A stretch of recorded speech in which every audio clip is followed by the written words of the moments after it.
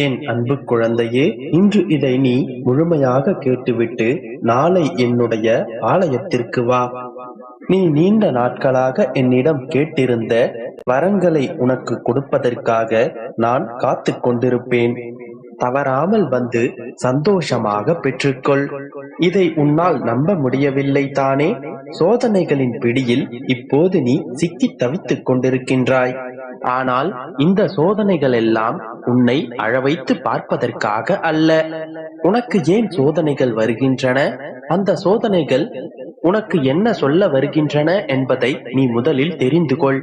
பொதுவாக அனைத்து மனிதர்களும் அவர்களுக்கான சோதனைகளை சந்திக்கும் வரை நல்லவர்களாகத்தான் இருக்கின்றனர். சோதனை வரும்போதுதான் அவர்களுக்குள்ளே இருக்கும் அவர்களுடைய உண்மையான முகம் வெளிவருகின்றது.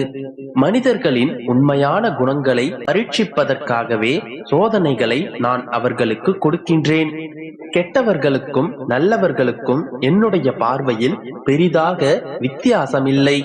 கெட்டவராவதும் நல்லவராவதும் அவரவர்களுடைய சூழ்நிலையின் பொறுத்தே அமையும். எல்லா சூழ்நிலைகளிலும் ஒரே மாதிரியான குணநலன்களை வெளிப்படுத்துபவனே தீரன். சில சந்தர்ப்பங்களில் நாம் வேண்டுதல்களுக்கு கூட செவி சாய்ப்பதில்லை. எந்த ஒரு சூழ்நிலைகளையும் நம்முடைய நற்குணங்களை கொண்டு கடந்து வரும் பொழுது அந்த சோதனைகளை நாம் வென்று விட்டதாக அர்த்தம். குழந்தையே, உனக்கான சோதனைகளும் உன்னுடைய நற்குணங்களை அறிவதற்காக மட்டுமே. அதை நான் அறிவதற்காக அல்ல, அதை நீ அறிவதற்காக. எனக்குத்தான் உள்ளே இருப்பது சந்தனமா சாக்கடையா என்று நன்றாக தெரியுமே. நான் அப்படி செய்வது நீ உன்னை நீயே அறிந்து கொள்வதற்காக. அப்படி உன்னை நீயே அறிந்து கொண்டால்தான் உன்னை நீயே திருத்திக் கொள்ள முடியும். இல்லை என்றால் உன்னுடைய தவறுகளை நீ திருத்திக் கொள்வதற்கு வாய்ப்பே கிடைக்காமல் போய்விடும். காரணமின்றி காரியங்கள் நடைபெறுவதில்லையே என் கண்மணி.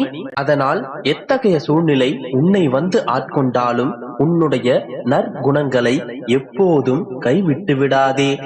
எந்தவித தவறும் செய்யாமல் நேர் வழியில் சென்று கொண்டே இரு. நான் எப்போதும் உனக்கு துணை நிற்பேன். உன்னுடைய வேண்டுதல்கள் நிச்சயமாக நிறைவேறும். நான் எப்போதும் உன்னுடனே இருப்பேன். எதற்கும் பயப்படாதே, நம்பிக்கையோடு இரு. என் அன்பு குழந்தையே, எதை நீ எதிர்பார்த்து காத்து கொண்டிருக்கிறாயோ அதே மாதிரியான விசேஷம், சுபமங்கலமான காரியம் நம்முடைய வீட்டிலும் நடக்குமா? எனக்கு இப்படியெல்லாம் நடக்குமா என்று ஏங்கி தவித்துக் கொண்டிருக்கின்றாய். உனக்காகத்தான் உன்னுடைய அப்பா மஞ்சளும் குங்குமமும் கொண்டு வந்திருக்கிறேன். நீ எதிர்பார்க்கின்ற அந்த விசேஷம் உன்னுடைய வீட்டிலும் நிச்சயமாக நடக்கும். அதனால் தான் உன்னுடைய அப்பா என்னுடைய ஆலயத்திலிருந்து உனக்காக கொண்டு வந்திருக்கிறேன். எது நடக்குமோ நடக்காதோ, 1000 தடைகள் வந்து கொண்டே இருக்கின்றதே, காரியம் கைகூடி வருமோ வராதோ என்று யோசித்துக் கொண்டிருக்கும் அந்த விஷயம் உன்னுடைய வாழ்க்கையில் நிச்சயமாக நடக்கப் போகின்றது. நீ விரும்பிய அந்த மாங்கல்யம் உனக்கு நிச்சயமாக கிடைக்கும். இத்தனை வருடங்கள் பார்த்து பார்த்து வளர்த்தோமே, இத்தனை நாட்கள் பார்த்து பார்த்து செய்தோமே, தம்முடைய பிள்ளைகளுக்கு நல்ல வரன் கிடைக்குமா என்று யோசித்து யோசித்து குழப்பத்தில் இருக்கின்றாய். கவலைப்படாதே, எல்லாம் நல்லபடியாகவே நடக்கும். என் செல்லமே, விரைவில் உன்னுடைய உழைப்பிற்கான பரிசை நிச்சயமாக உன்னுடைய கைகளில் பெற்றுக் கொள்வாய். நீ எதற்காகவும் கவலைப்படாதே. உன்னுடைய வாழ்க்கை மற்றவர்கள் பொறாமைப்படும் அளவிற்கு சிறப்பானதாக மாறப்போகின்றது. என் தங்கமே, உன்னுடைய வாழ்க்கையில் நீ பிரகாசமாக ஜொலிக்கப் போகின்றாய். நீ விரும்பியபடி உனக்கான சொந்தமான வீடும் கிடைக்கும். நீ சந்தோஷமாகத்தான் வாழப் போகின்றாய். வீணாக வருத்தப்படுவதை விட்டுவிட்டு நிம்மதியாக இரு. உனக்கான பரிசாக உன்னுடைய அப்பா உன்னுடைய இல்லத்தில் நான் அமர்ந்து விட்டேன். இதன் பிறகு உன்னுடைய வாழ்க்கையில் மகிழ்ச்சியான தருணங்கள் மட்டுமே வருமே தவிர துன்பங்களுக்கான சாத்தியக்கூறே அமையாது. என்னுடைய செல்ல பிள்ளைகளை நான் என்றுமே கஷ்டப்பட விடமாட்டேன். உன்னுடைய அப்பாவை நம்பியிரு. மங்களம் பொங்கும் நற்செய்தி உன்னுடைய செவிகளில் கூடிய விரைவில் வந்து சேரும். செல்லமே, உன்னுடைய வாழ்க்கை என்னுடைய கையில். கவலைப்படாதே, நல்லதே நடக்கும். நம்பிக்கையோடு இரு. என் அன்பு குழந்தையே, இன்று உனக்கு ஏற்பட்டதை நீ அவமானம் என்று கருதாதே. உன்னுடைய மனதில் கபடமில்லை. உனக்கு தெரியும் உன்னை யார் நேசிக்கிறார்கள், உன்னை யார் வெறுக்கிறார்கள் என்று. உன்னை வெறுப்பவர்களை உன்னுடைய வாழ்விலிருந்து விலக்கி வை.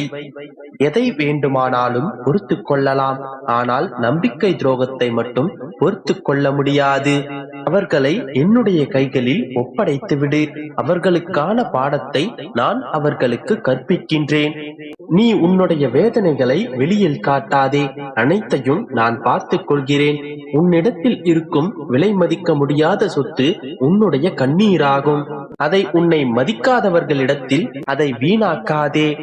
ஒருவருக்கு எப்படி மதிப்பும் மரியாதையும் கொடுக்க வேண்டும் என்பதை நான் அவர்களுக்கு புரிய வைப்பேன்.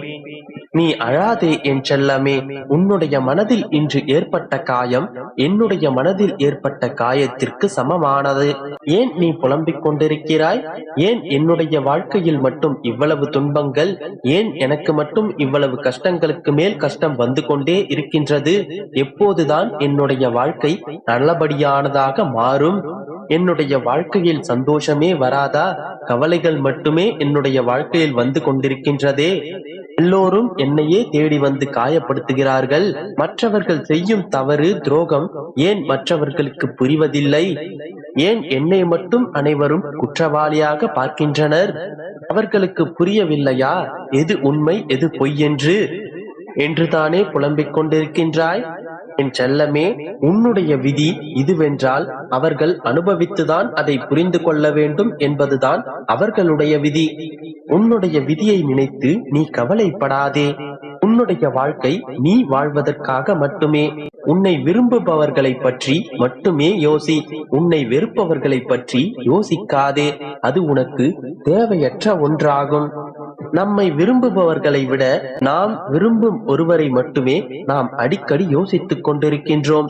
ஆனால் நாம் விரும்புபவர் நம்மை வெறுத்துவிட்டு துரோகம் செய்துவிட்டு சென்று விட்டாலும் அவர்களையே எண்ணி ஏங்கிக் கொண்டிருக்கிறோம். என் கண்மணியே, இது தவறானது. உன்னை விட்டு சென்றவர்களை பற்றி நீ யோசிக்காதே. அவர்கள் உன்னை தேவையில்லை என்று ஒதுக்கிவிட்ட பிறகும் நீ மட்டும் ஏன் அவர்கள் பின்னால் சென்று கொண்டே இருக்கின்றாய்?